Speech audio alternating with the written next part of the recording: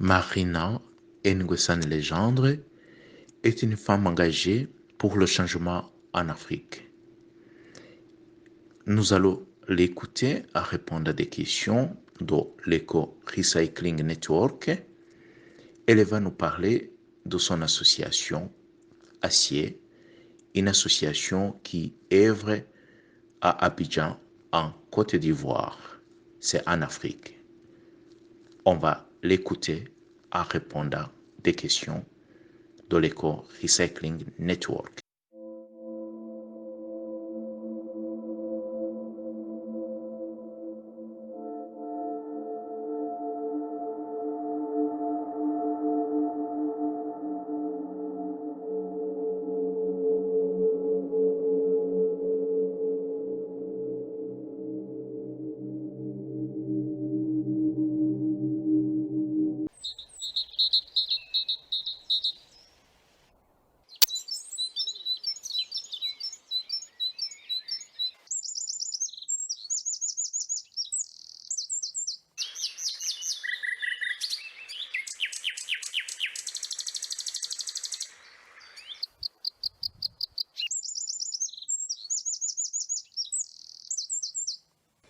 Quelqu'un qui travaille avec moi, donc qui est tombé sur la vidéo de votre association, donc qui montrait votre initiative en Côte d'Ivoire.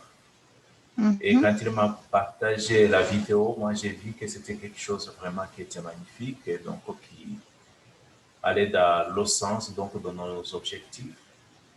C'est pour ça que j'ai commencé à chercher à connaître, à découvrir ce que c'était l'association, vu les jeunes qui commençaient à penser aussi que chez nous, ce n'est pas un continent de poubelles, ce n'est pas un continent donc, qui continue à s'endormir alors qu'il y a un problème de recyclage qui est à côté. Donc, ça m'a poussé vraiment à vouloir connaître mieux votre association. Et ça m'a touché de voir qu'il y a beaucoup de jeunes qui commencent vraiment à s'impliquer pour la cause. Et après, j'ai aussi, c'est comme s'il y a des choses qui se font soi-même. De vous voir ici en Suisse, c'est pour ça aussi que je suis content, je suis prié de commencer l'interview avec vous. Et j'aimerais d'abord commencer par présenter notre association.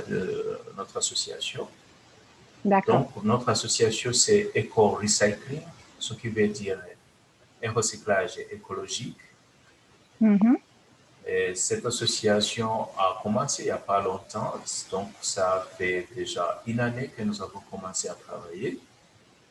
Et nous avons fondé cette association après avoir regardé, observé autour de nous donc, ce qui se passe en Suisse. La Suisse, c'est un pays modèle, donc qui essaie de faire beaucoup de choses, un pays qui est économiquement avancé, et sur le plan écologique, c'est un pays aussi qui fait pas mal de choses.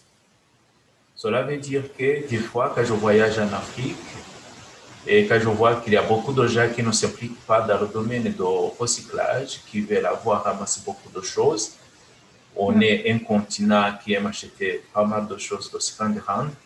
Ça veut dire qu'il y a des voitures qui viennent de partout dans le monde. Maintenant, il y a la Chine qui s'ouvre pour l'Afrique.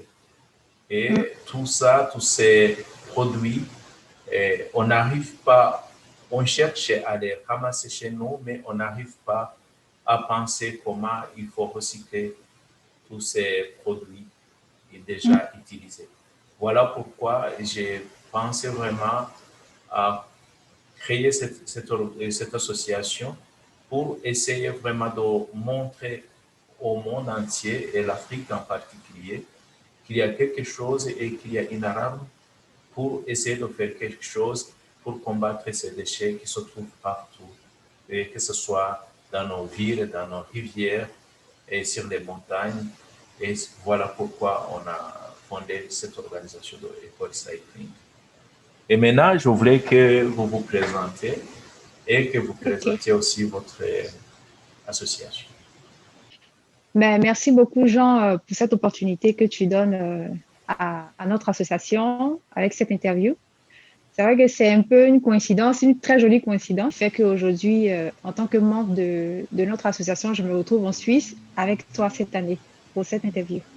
Alors moi, je suis Nguessan Legendre Marina, je suis maman et puis épouse. Je suis aussi cadre commercial dans une société agroalimentaire. Et puis, à côté de cela, je suis aussi une citoyenne engagée bénévole auprès de notre association qui est Acier. Donc, à Acier, je suis responsable des relations extérieures. Donc, pour parler de la jeunesse de notre association, en fait, l'initiative est venue de deux jeunes femmes en 2018 qui ont décidé de façon spontanée, de façon bénévole, de commencer à sensibiliser sur l'insalubrité et sur les valeurs civiques. C'est comme ça que le groupe a été créé. À la base, c'était la Mob Team. Et depuis quelque temps, nous avons migré vers Acier. Donc, l'objectif de notre association, c'est de sensibiliser nos populations sur l'insalubrité et sur les valeurs civiques et citoyennes. Et le but, c'est que ces sensibilisations-là emmènent chacun de nous à comprendre qu'en tant que citoyen ordinaire, nous avons la capacité et nous avons la possibilité de mener des actions dans le sens du développement et dans le sens du changement que nous voulons voir. Et l'association, en fait, la particularité de nos actions, c'est que en plus de sensibiliser, nous menons des actions pratiques sur le terrain. C'est-à-dire qu'on ne vient pas pour dire aux gens, arrêtez de jeter les ordures dans la rue, arrêtez de salir les rues. Mais nous-mêmes, on vient, on choisit un site en semaine et puis les samedis, parce que la majorité des membres de notre association, Acier, sont des personnes qui travaillent. Il y a des étudiants, il y a des fonctionnaires, il y a des cadres, il y a des entrepreneurs. Donc, comme la semaine, nous sommes tous occupés, on choisit le week-end, le samedi matin, où nous venons nettoyer un site que nous avons localisé déjà auparavant. Et puis, nous venons avec du matériel, et ce matériel-là, c'est nous-mêmes qui l'achetons. Il est arrivé des fois où ça nous a été offert, mais les débuts de nos actions, tout le matériel qui a été utilisé, les sacs poubelles, les gants, les râteaux, les pelles, c'est chaque membre qui l'achète et les samedis, on se réunit dans un site que nous nettoyons et puis nous profitons pour sensibiliser en fait les populations qui vivent aux alentours. Donc en fait, c'est comme ça que l'association fonctionne et puis la naissance même, c'est que Abidjan, depuis des années, on se plaint tous que les rues sont sales, que nos villes sont sales. Et il n'y a personne pour mener une action, il n'y a personne pour résoudre le problème. Parce que même, on a eu l'impression que le gouvernement même était dépassé par ce problème-là. Donc, on s'est dit, mais qu'est-ce qu'on va faire? Est-ce qu'on va continuer de se plaindre? Est-ce qu'on va continuer de dire, ah oui, le gouvernement ne fait pas ci, ah oui, les rues sont sales, alors qu'on peut nettoyer? Donc, le but, c'était, à travers ces actions pratiques de nettoyage, c'était de sensibiliser aussi le gouvernement, nos autorités et la population. Donc, c'était les deux cibles. J'aimerais poser la question, et j'aimerais savoir comment les habitants ont accueilli votre association, la fondation de votre association, et ainsi que le gouvernement ainsi. Alors, au début, c'est vrai que les gens ne comprenaient pas trop notre fonctionnement parce qu'ils trouvaient un peu bizarre que des jeunes, puisqu'on ne travaille pas pour une société de ramassage d'ordures, donc ils trouvaient bizarre que des jeunes qui viennent comme ça, eux-mêmes, et puis commencent à nettoyer pour rien. Donc, ils ne comprenaient pas encore l'objectif. Donc, ils avaient trouvé ça un peu bizarre. Il y en a qui ont critiqué, qui disaient, oui, on perd notre temps, on est en train de nettoyer, c'est pour rien, on ne nous paye pas, pourquoi on va venir nettoyer? Et il y en a même qui se plaignaient, pourquoi nous nettoyons? Pourquoi on ne laisse pas le gouvernement nettoyer? Et puis, c'est nous qui venons nettoyer. C'est vrai, on a eu beaucoup de réactions, il y a eu beaucoup de réactions. Et puis, le gouvernement, au départ, bon, franchement, je ne sais pas s'ils ont compris l'objectif de ce qu'on voulait mener. Mais honnêtement, après 1 an d'action sur le terrain, moi, personnellement, j'ai remarqué qu'il y a des améliorations. En tout cas, les grandes villes Abidjan, pardon, les grandes voies Abidjan devenaient de plus en plus propres. On voyait des femmes nettoyer et ça continue aujourd'hui. Hein. On voit des femmes nettoyer dans les rues, on voit les cas de ramassage qui viennent ramasser. Donc, quand tu arrives à Abidjan aujourd'hui, les grandes voies sont très propres. Ça, je le reconnais. Donc, je pense que quelque part, le gouvernement a été touché. les autorités ont compris le message et ils sont en train de faire des efforts. Donc ça, c'est à saluer. Et la cohabitation, et votre cohabitation, c'est comment votre cohabitation avec le gouvernement ou les actions étatiques? Est-ce que le gouvernement vous a donné un coup de main? Est-ce que vous êtes en train de collaborer ensemble?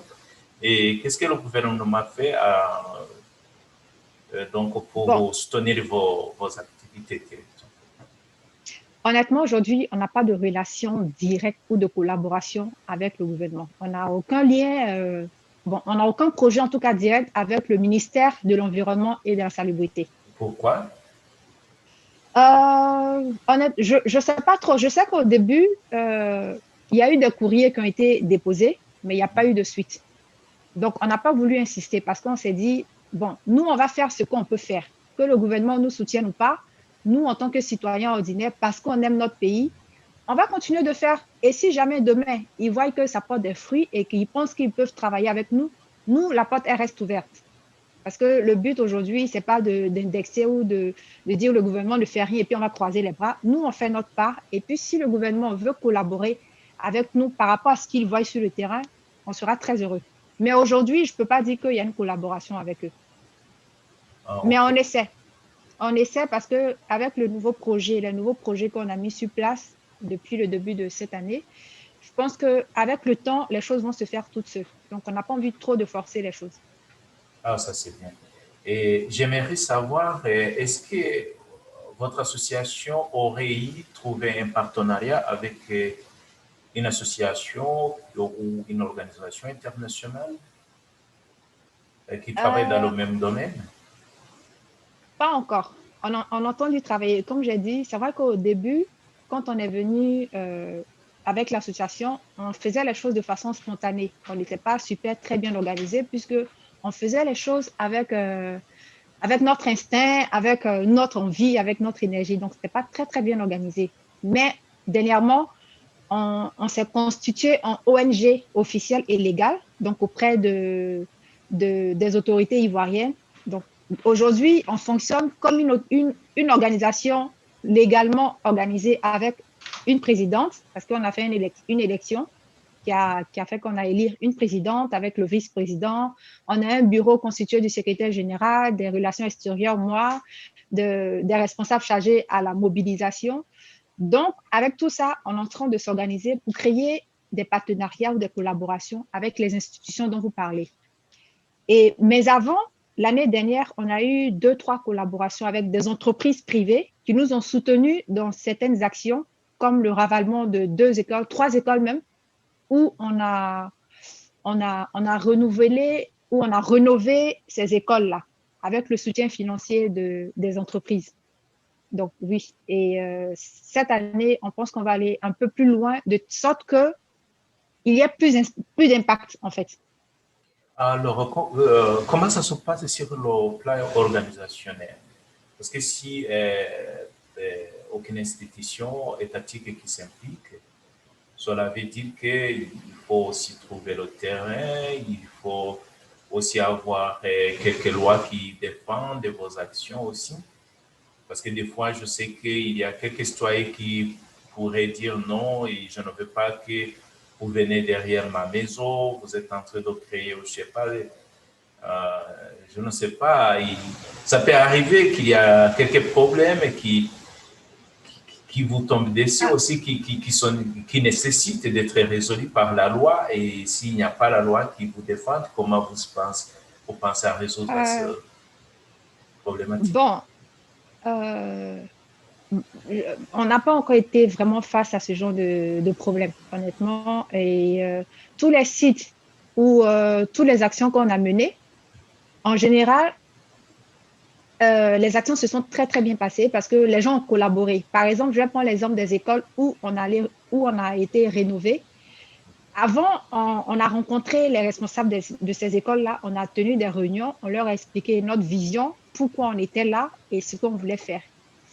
Donc, en général, ils adhéraient parce qu'ils trouvaient que le projet, il était intéressant et puis il était innovateur, surtout qu'on était des jeunes Ivoiriens qui n'avons pas de... En fait, on n'avait pas de soutien de nos autorités. On n'a pas le soutien de nos autorités. Donc, on venait de façon spontanée parce qu'on pensait qu'on pouvait améliorer les choses. Donc, ils accueillaient ça de façon favorable et ils participaient. Donc, les actions qu'on a menées dans les écoles, les directeurs d'école, ils étaient là, ils étaient présents avec certains maîtres, avec les élèves, avec certains parents d'élèves. Donc, franchement, on n'a pas été confronté à une situation où les gens ont été récalcitrants et ils nous ont dit non, quittez ici, ne faites rien. Non, au contraire, ils nous accueillaient. En tout cas, la majeure partie du temps, ça a été très bien perçu. Ça, c'est une bonne chose. Et puis, j'aimerais aussi poser la question si vous dans votre travail. Donc, comment vous faites exactement? J'aimerais savoir, par exemple, vous organisez un site, comme ça vous allez nettoyer, il y a des déchets à ramasser. Est-ce que vous avez des endroits où vous jetez ces déchets ou bien comment vous faites exactement? Est-ce qu'il y a, j'aimerais aussi savoir ce qui concerne les loteries des déchets. Et s'il y a aussi un endroit là où j'étais, donc est-ce qu'il y aurait la possibilité de nous parler d'ici un petit peu? Ok, alors, nous, en fait, on ne fait pas partie de toute la chaîne de la gestion des ordures. Parce que la question que vous posez, c'est de savoir, est-ce qu'on a un endroit précis où on va déposer et puis on fait le tri des ordures? Nous, on ne gère pas, en fait, tout ça. Ce que nous, on fait, quand on a un site qu'on vient nettoyer, on prévient très souvent les sociétés en charge du ramassage, parce qu'il y en a 2 ou 3 à Abidjan. Donc, en fonction du lieu où on va faire le nettoyage, en fonction du site où on va nettoyer, on contacte la société en charge du ramassage des ordures et de la gestion. Nous, ce qu'on fait, quand on nettoie et qu'on met dans les sacs poubelles, on les attache, on les pose dans un point relais où la société de ramassage vient récupérer tous les sacs poubelles et ensuite va les déverser au dépotoir. Et le reste, c'est la société de poubelles qui gère. Nous, on n'intervient pas là-dedans. Donc, je ne pourrais pas vous dire comment ça se passe et tout. C'est tout ce que nous, on fait. On ramasse, on attache, on dépose au point relais et la société de ramassage vient les récupérer. Ça, c'est bon, c'est une bonne chose. Donc, je trouve que c'est une bonne initiative. Alors, pour le moment, j'aimerais aussi vous poser la question sur le résultat jusqu'à aujourd'hui. Donc, vous avez parlé du résultat du côté de la population, qu'il y a beaucoup de gens qui comprennent votre action. Donc, sur le plan et donc de la propriété de la ville, qu'est-ce que ça donne exactement pour le changement de tous ces endroits sales? Et donc, actuellement, qu'est-ce qui se passe? C'est propre, qu'est-ce qu'il y a maintenant? Est-ce qu'il y a un suivi? Vous nettoyez dans un quartier? Est-ce que vous devez revenir encore chaque semaine pour encore nettoyer? Ou qu'est-ce qu'il y a? Je ne sais pas. Et donc, le résultat que vous êtes en train de réaliser actuellement sur le plan de la propriété de vos quartiers.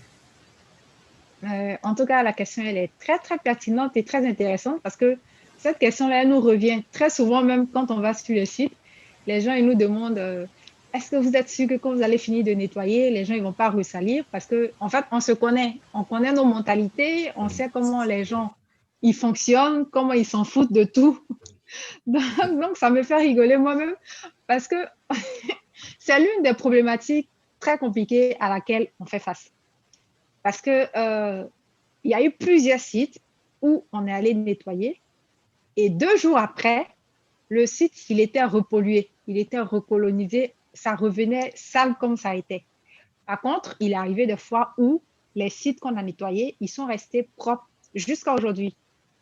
Il y en a un dans mon ancien quartier où j'habitais avant de venir en Suisse, où le site il était sale, on a nettoyé, on a sensibilisé les magasins qui étaient autour parce que c'était les magasins qui salissaient.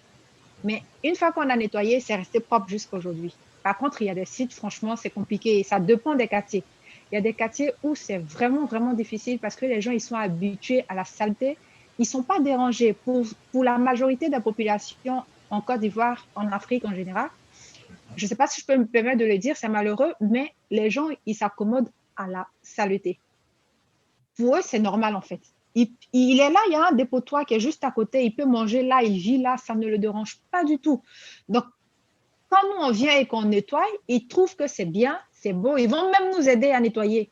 Mais après, les mauvaises habitudes, elles reviennent parce qu'ils vont recoloniser, ça va redevenir un dépotoir. Donc, c'est très compliqué. Et au jour d'aujourd'hui, c'est l'une des problématiques auxquelles on fait face. C'est d'ailleurs la raison pour laquelle on a décidé de se focaliser sur les enfants dans les écoles primaires. Parce qu'on estime que les adultes, arrivés à un certain niveau dans leur vie, c'est compliqué de changer les habitudes parce que ça devient naturel chez eux de salir.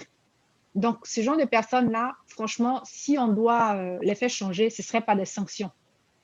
Donc, nous, on a décidé de se focaliser sur les enfants, les tout petits, à qui nous allons commencer à inculquer dans les écoles des valeurs civiques, des valeurs citoyennes, comment prendre soin de l'environnement, comment prendre soin du bien public. Et puis, au fur et à mesure, quand il grandit avec ça, pour lui, ça devient normal de faire attention. Donc, quand il sera un adulte, il sera plus responsable. Donc, voilà, c'est la stratégie qu'on est en train de mettre en place aujourd'hui. Mais sinon, c'est très compliqué de sensibiliser les personnes adultes. Et c'est ça, oui. Donc, vos difficultés, ça c'est clair. C'est une question que j'allais vous poser, mais donc, je pense que ça englobe tout en général. Et pour la dernière question, donc, j'aimerais aussi vous demander s'il y a un message que vous pourriez apporter surtout à votre gouvernement et aux organisations internationales qui œuvrent dans le même domaine, donc dans le domaine de la protection de l'environnement en général. Le message que je pourrais faire passer, je ne sais pas si je peux profiter de l'occasion. Peut-être qu'au moment où l'interview va passer, la situation se sera rétablie. Mais en ce moment, à Abidjan, c'est très compliqué à cause de la crise politique qu'on est en train de vivre par rapport aux élections et tout ça. Donc, j'ai une pensée très pieuse vers mon pays, ma Côte d'Ivoire, que j'aime beaucoup. Et j'espère que les choses vont s'améliorer parce que franchement, je trouve stupide qu'on revive chaque fois les mêmes problèmes dans nos pays africains par rapport à nos tests, par rapport à nos lois. Pour moi, franchement, c'est bête. C'est bête parce qu'on peut très bien éviter ça, mais par la cupidité, par la soif du pouvoir, il y a certains qui n'en ont rien à faire de leur population et qui s'en foutent s'ils sont à la base d'une crise. Donc, franchement, pensée pieuse pour la Côte d'Ivoire. Maintenant, par rapport à notre projet, le message que je voudrais faire passer au gouvernement, c'est que je les félicite. Franchement, comme j'ai dit au départ, il y a eu des améliorations. Il y a du travail qui est en train d'être fait, mais malheureusement, c'est seulement dans la ville d'Abidjan.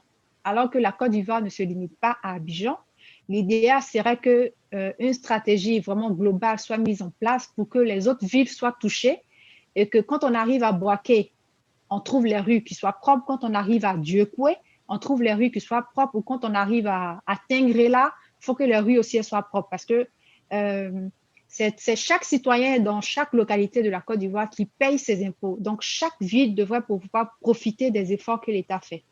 Et l'appel que je voulais lancer aussi, c'est que au-delà des efforts qui sont en train d'être faits, qu'ils pensent aussi à mettre en place une stratégie de sanctions. Parce que, comme j'ai dit, les adultes, ils sont compliqués à faire changer. Donc, je pense que si on commence à avoir des sanctions contre ceux qui salissent de façon consciente, de façon délibérée, et qui savent que s'il salit et que si on l'attrape, il va payer quelque chose, il va commencer à faire attention. Donc, ce serait bien aussi que l'État commence à penser à une stratégie de sanctions contre ces personnes qui salissent de façon délibérée. Et puis, aux institutions, c'est de leur dire que Acier, aujourd'hui, a près de 3 ans. On aura 3 ans d'existence à partir de janvier-février 2021. Et pendant tout ce long temps-là, je pense qu'on a fait nos preuves. Certains pensaient quand on venait mener ces actions, au bout de 2-3 mois, on allait s'épuiser et qu'on allait tout lâcher. Mais par la grâce de Dieu, les jeunes citoyens, les jeunes bénévoles qui font partie de ce groupe-là sont des valeurs. Moi, franchement, je suis trop fière des bénévoles avec qui je travaille chaque jour parce que j'ai eu à le dire. Les gens, quand ils nous voient sur Facebook, quand on publie, ils pensent que c'est parce qu'on veut se faire voir pour certains ou bien c'est parce qu'on n'a rien à faire. Parce qu'il est arrivé des fois où, quand on était sur des sites, des gens qui passaient et nous disent, mais vous, là, vous n'avez rien à faire. Hein. Qui vous paye et puis vous venez travailler ici, là. On ne vous donne rien, on ne vous donne pas d'argent et puis vous venez travailler comme ça pour rien. Et ça fait 2 ans et demi, plus de 2 ans et demi qu'on fait ça. Et on vient même, c'est nous-mêmes qui sortons de l'argent de nos poches, qui payons le matériel, qui dépensons de notre énergie et de notre temps. Donc, pour moi, ces jeunes-là, ce sont des héros. Pour moi, en tout cas, ce sont des héros. Et je pense que ce sont des actions à soutenir. Donc, si on a la chance d'avoir une collaboration avec une institution internationale, je pense qu'ils ne vont pas regretter. Parce qu'en plus d'avoir de l'énergie, en plus de donner de notre temps, on a beaucoup d'amour et de motivation à donner. Et comme j'ai l'habitude de les appeler, c'est les passionnés de la Côte d'Ivoire. Parce que pour faire ce qu'on fait aujourd'hui, il faut aimer son pays. C'est le vrai Et c'est patriotisme. c'est ça. Et pour moi, c'est une façon de montrer qu'on aime son pays que de se lever tous les samedis matins pour venir nettoyer un site dans lequel on n'habite même pas. Parce que les sites où on va nettoyer, très souvent, on n'habite pas les quartiers, hein, mais on va comme ça de façon spontanée et on sensibilise et on nettoie pour les gens dans ce quartier-là. Et pour moi, c'est une preuve d'amour. C'est une preuve de dire, oui, en tant que citoyen ordinaire, on aime notre pays et on a envie que les choses changent. Et au lieu de s'asseoir sur ses fesses et puis de critiquer, mais on se lève les matins et puis on va en faire ce qu'on a à faire. Donc, aux institutions, Acier, notre groupe Acier, c'est un groupe sûr, c'est un groupe de personnes intelligentes, de personnes valeureuses. Donc, s'il y a une collaboration qui peut être faite, je suis certaine que ça va porter des fruits et on va impacter le maximum de personnes à grande échelle. Ok, merci Voilà. Marina pour le message et merci aussi pour l'interview. Donc, on Merci était beaucoup à toi, Jean.